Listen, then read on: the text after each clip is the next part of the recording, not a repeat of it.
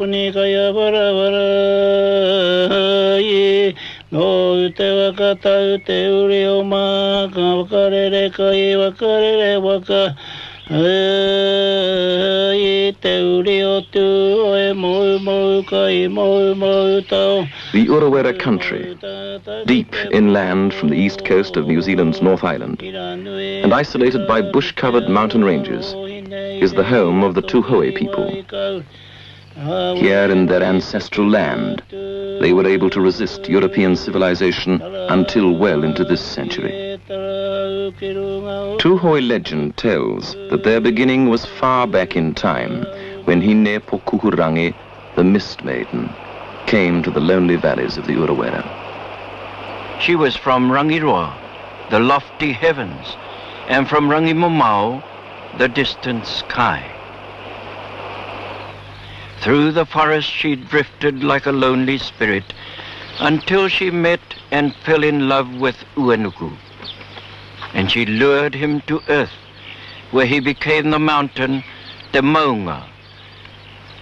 In that age-old fastness of the Urewera, she lived with Uenuku and bore him a son, Potiki, the great ancestor of the Ngā Potiki tribe, the Tuhoe people, the children of the mist.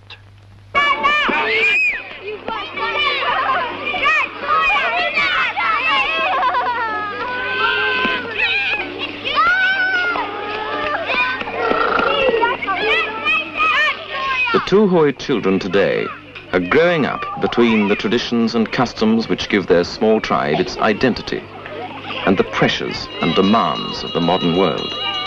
Demands they'll have to come to terms with when they leave their kohunga or nest for the towns and cities.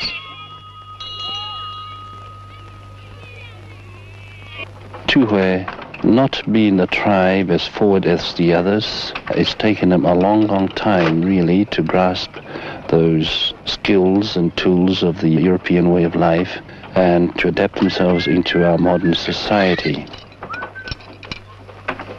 Consequently, Tuhoe has been known to hold on to the traditional way of life of the Maori people. Just the same, Ruatahuna, the largest settlement in the Ureweras, with a population of just over 400, now has many of the advantages of the welfare state. Family Benefit Day and the monthly Old Age Pension Day are opportunities for a social get-together for its families, and above all, the old people.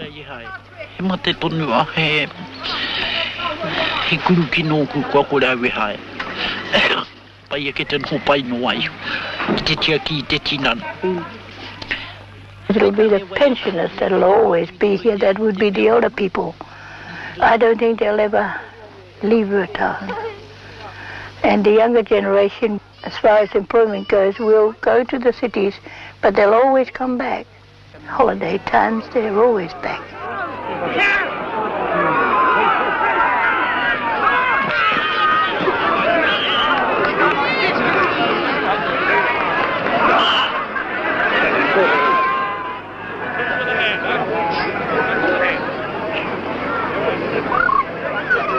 A hard, demanding game comes easily to men who hunt deer, work in the local sawmill, or fell and haul native timber from the surrounding forest. The logs, mostly rimu, are brought to the local mill in the Ruatahuna Valley, which provides work for most of the men in the settlement.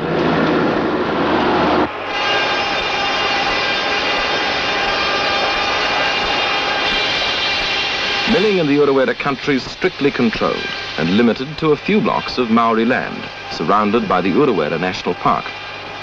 Wholesale felling would lead to disastrous erosion, and therefore the future for native timbers limited here.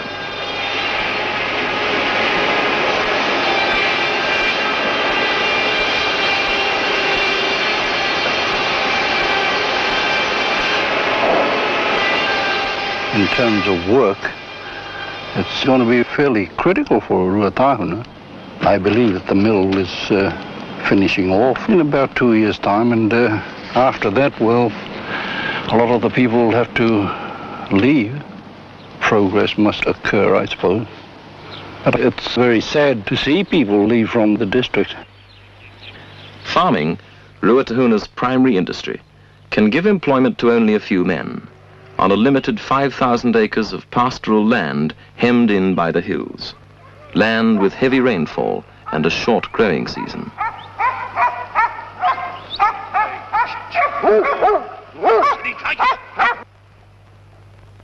Apart from the possibility of developing tourism and hunting, there's very little else for the people to do here. So they would have to rely heavily upon what's in the Ruatahuna area itself and the bush for their total income.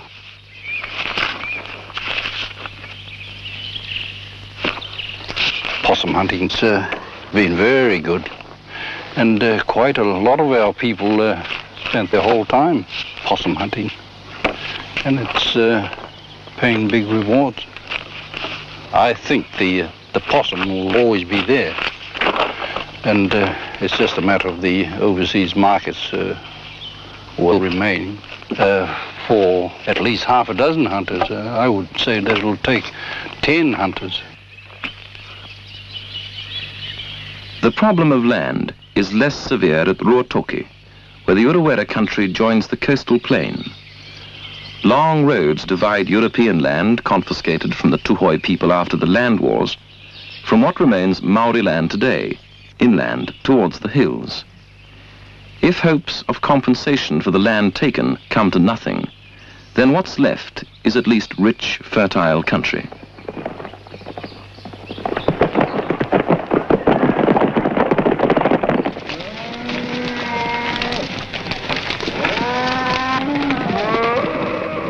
Dairy farming's possible here, for there's good access to the coast and nearby towns.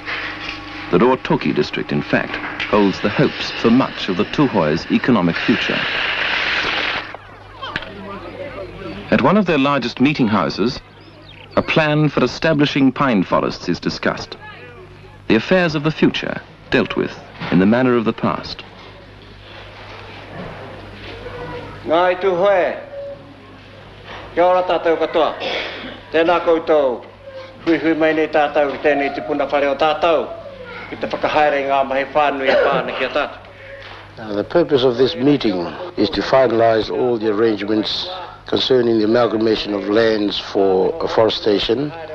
The Tuhoe area under immediate consideration at this moment comprises about 25,000 acres. It has been decided to let the contract go to Caxton, a subsidiary of the Tasman Pulp and Paper Mill. It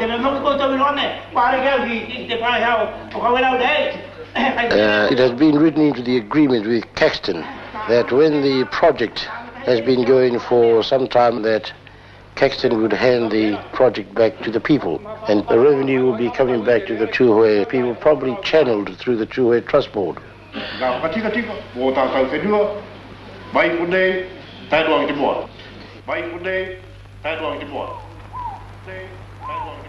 For Tuhoe, the future is still strongly linked to the past and the maraes and homes of the Urewera. I always feel when I go back to Ruatahuna, well, I'm going home. This is how I feel. To me, this is where I belong. And I think, you know, you hear people saying, well, home sweet home. Well, that's home sweet home for me.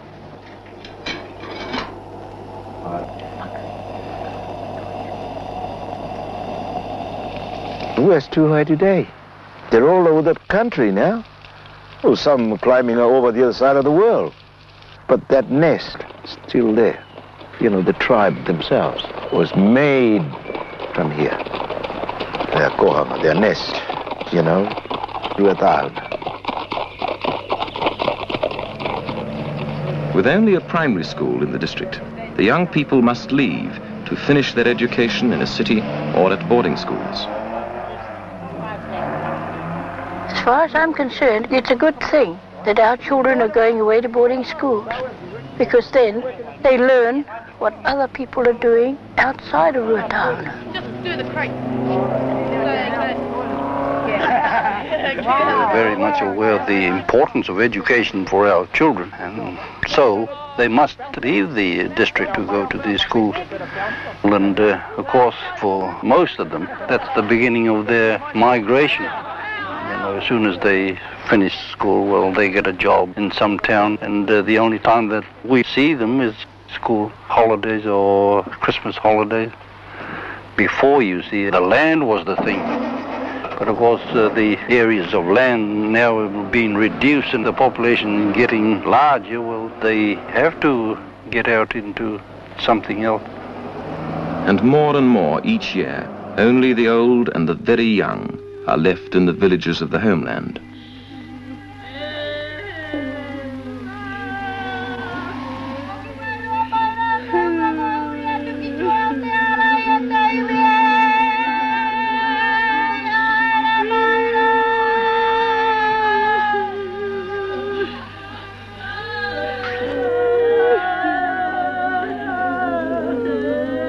The tangi is very important. I mean, this is when we show our sorrow and all our feelings, both to the one that has died and to the close relatives. And this is a way of expressing feelings between the relatives. And this is part of Maori Tuhoe. It's a comforting thought, really, for a lot of Maoris, as far as the tangi is concerned, to know there is life hereafter. They are not going to be left alone when they leave this world. You hear our people saying, you are going to the land afar, you are going to meet your folks, and they mention those who have passed away in recent days or in recent months. And to us, this is one of the important parts of the tangi in our way of life.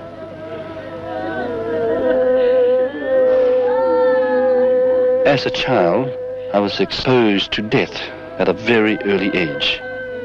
I am confronted with the reality of death in the institution of a tangi.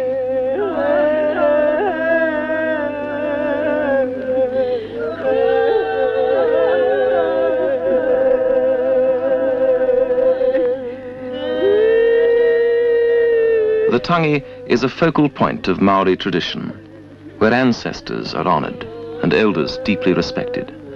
It brings the people together, and it's a reminder to them of who they are and who their forebears are.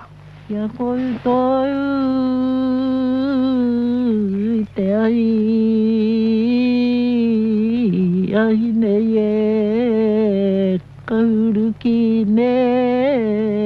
history of the Tuhoe people is told in the unique paintings and carvings of their great meeting house at Matatua, near Ruatahuna. They tell of old battles and of the struggle to survive in the inhospitable forest.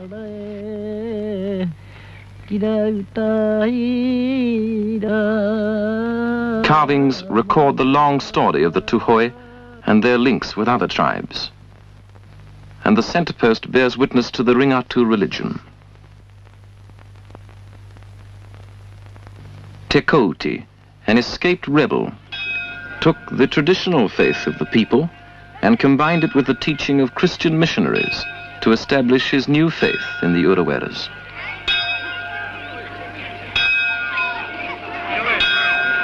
It was in this rugged country that Te Kouti sought refuge from the government forces who unsuccessfully tried to starve the Tuhoe into surrendering him near the end of the land wars of the 1860s.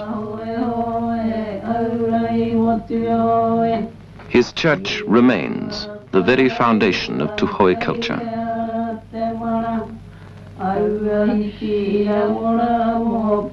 Te Kouti gave a religious meaning to a way of life needed at a particular time. He delivered the tribe from the land grasping of the European. He said, hold on to what you got. Stand up to the Pākehās. So when we say Te Kouti is a rebel, to us he's not. To the people of Tuhoe. To us he is a savior, a messiah for us. And we are known to be the stronghold of the Ringatu faith, the Koutis faith. The Pākehā think he was a brave man, but he wasn't a brave man. What he had is a gift from God. That's all he works on. never works on anything else but the gift from God to him. The same gift, I think, was given by the God to Moses. Near the precipitous bluff of the Tuhoe's legendary mountain is the Maori Tuhoe Valley, the most remote of all their settlements.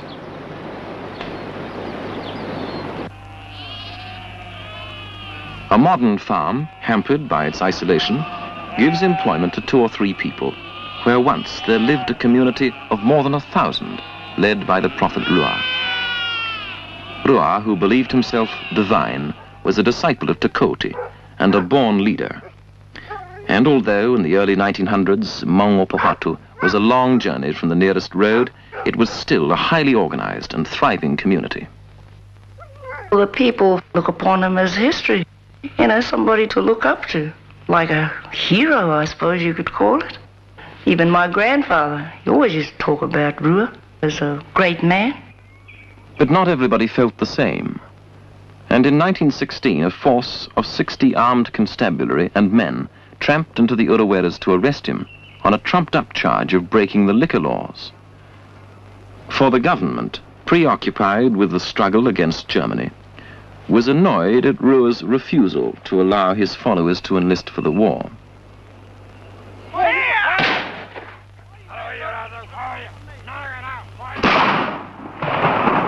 The police had come in heavily armed and made the mistake of arresting Rua out of hand without any attempt to engage in the formal explanation he would have expected. The people of Maori Tuhoe sold most of their stock to pay the expenses of his trial, and the settlement was virtually dead by the time Rua was released in 1917. Rua's old home stands derelict on a hillside near the settlement. For with the failure of his dream, he moved to his last home on the borders of the Urewera country. His final venture was to establish a dairy farming community in this valley near the rich coastal plain. But after his death in 1937, the prospect of good wages began to draw men away from the land. And the most powerful and recent of these influences was the big mill at Kawarau.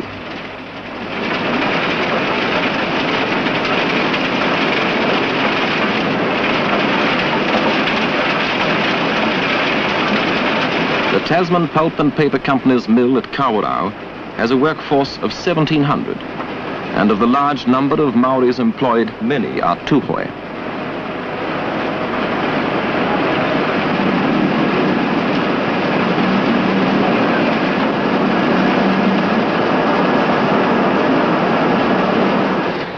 In this very different sort of world, even the younger generation are aware that their roots are still back home.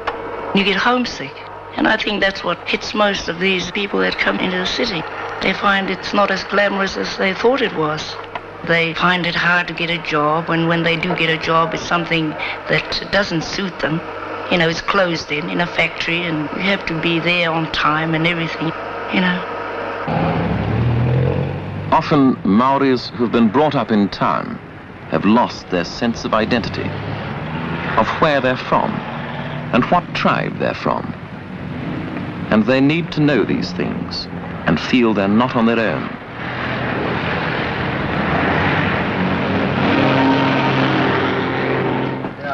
It's the only way that they can feel secure is by either going to a pub, going to a meeting place, and immediately they look around for each other. And when they see each other, it brings some ray of hope. Oh, here's one of us.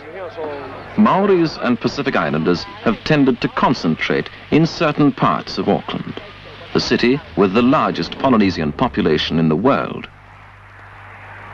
While some parts are old and crowded, suburbs like Otara are comparatively spacious and pleasant. Most Tuhoe families live in this part of Auckland, some 300 kilometers north of the Urewera country. Through the efforts of their leaders, they've found they can keep their identity as a tribe within a European type of society. New arrivals from the country are contacted and helped to feel at home by those already here. But not all Maoris are so fortunate. We have a Maori proverb significant to the young Maori living in cities away from his tribal maraes. And the proverb is, if you watch a cloud drifting by, from the edges you will see small pieces breaking away, and eventually they'll disappear into nothing. It means if you remain with the main body of the tribe, you won't lose your identity. But if you drift away, you are in danger of doing so. In an effort to help young Maoris and Polynesians in Auckland, a special force called J-Team has been set up. Each crew consisting of a social worker, a clergyman, and a special duties policeman. The first reaction of young people coming into the city is probably one of bewilderment. Maoris get homesick. They're very unsure. They're not used to the nightlife that's available. They are not used to the amount of people in quantity, but they learn very quick. And unfortunately, I believe they learn the wrong things first. In fact, we did a special survey just to see what was available for young people, and it was nil. So we went about discussing and finding ways and means to provide facilities. And the young people themselves taking part right from the beginning, the result being that the young people now know where they can have their fun. And I think this is really the basis of the whole situation, is providing them with something, but getting them to do their own thing. If you're wanting something new and you don't know just what to do, take a walk on the wild side with me. J-Team's done much to win the confidence of teenage islanders and Maoris in Auckland. Tuhoe's problems till now have been less pressing because their small tribe is so close-knit. Wide encouragement and education is given by Tuhoe leaders. At Auckland University, Jimmy Milroy, married with 5 children, is being wholly supported by the Tuhoe tribe's trust board while working towards a law degree.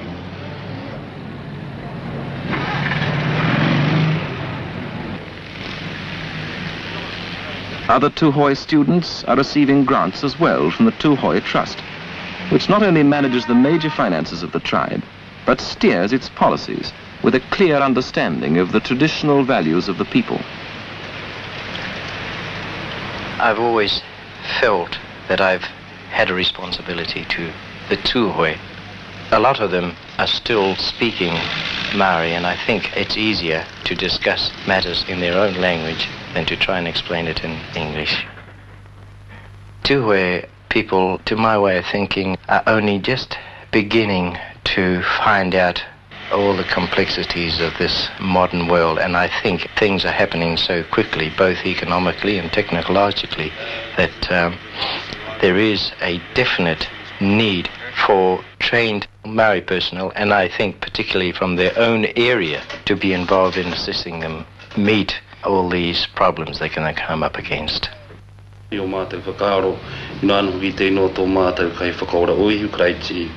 Amen. The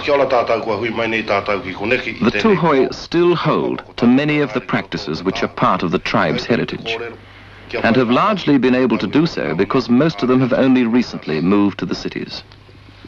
Whether in Wellington or Auckland, meetings are held the way these things have always been done, with a desire to keep their customs alive.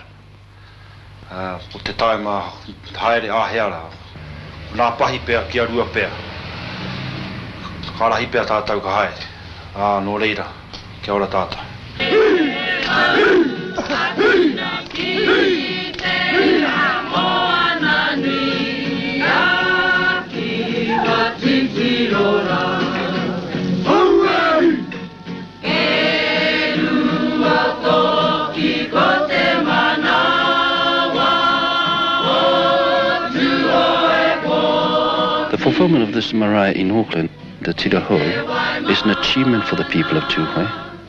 It has established their identity in Auckland. It is a reminder for them when they see and hear their elders speak on the marae in Auckland here, that they have their own meeting house, they have their own land, and it is a meeting place for their people. Although Tuhoe are finding answers to the problems of living in the city, they still feel the need to return each year to one of the homeland maraes for renewal of their Maori Tuhoe. The Tuhoe Festival, on this occasion at Ruatoki, has been held for several years.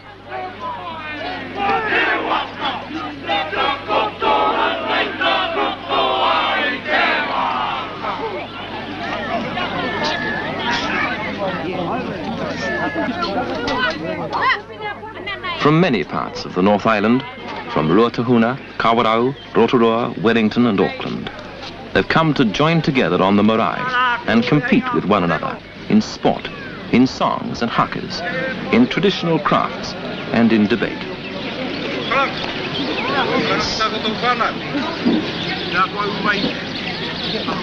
I think the festival, it's a great thing because of the feeling between the people, between the young and the old. And it helps teach the younger generation the traditions of the Tuhoe. And the younger generation also can teach the older generation of what is going on in the outside world.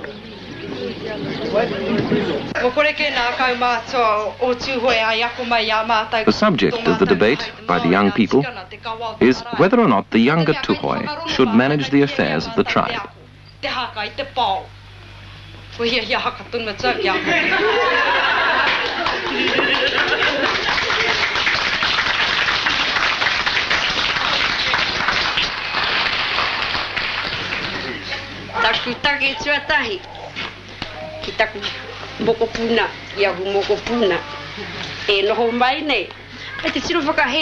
It's not just the sporting side of it that draws the young generation, it's the cultural side. The festival itself is held to see if you've still got that bit of Maori tongue in you to come out and do the haka, or to stand up and do a waiata. All this part that makes you a Maori anyway, in our way of thinking.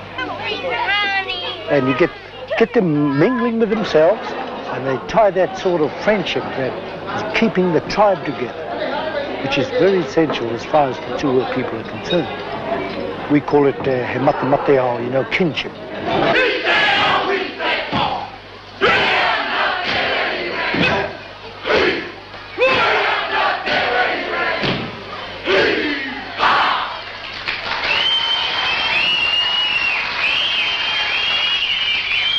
As in the debate, the competing teams are judged on their efforts.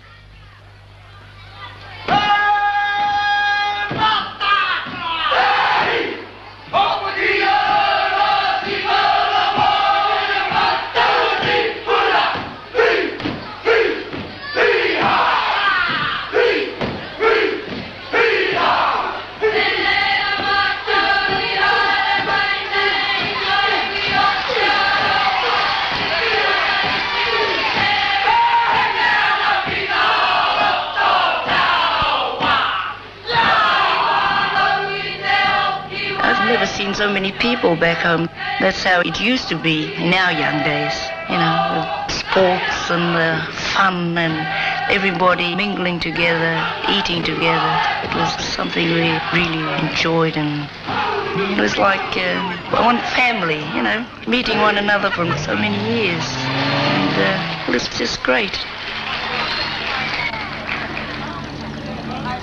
Your whole heritage is related to the land of your birth. They say this is where your forebears used to talk, and this is where they spilled blood, and this is where they raised dust.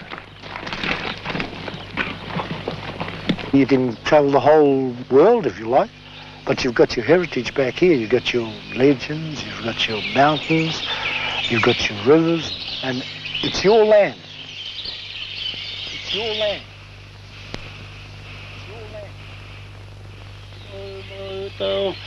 Mori ta ki te po ira nui atura ki te aroa rohi nei reira toki riwa I kau awe roi patu patu Tala ngā iwi e tala ke runga o tangetu.